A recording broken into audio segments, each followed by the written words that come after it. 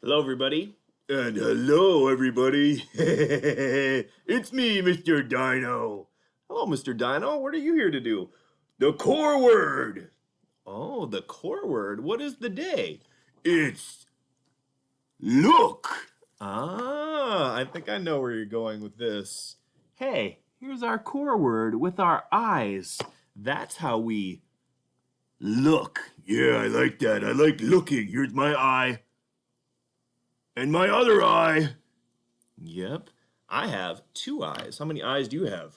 One, two. Two eyes. Okay, well, let's look with our two eyes, and we'll try to do this, okay?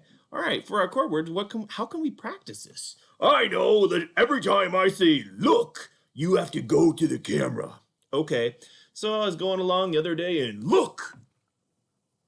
Oh, you did good. That was pretty good. Try it again. And so I was singing to myself, I don't know what to do. Hey, look. Oh, you got it. Yep. You look with your eyes. And so that is a good way to do that. You can look at a lot of things. You can look at a book. I like books. You can look at an iPad. I like iPads. And you can even look for something you lost. Yeah.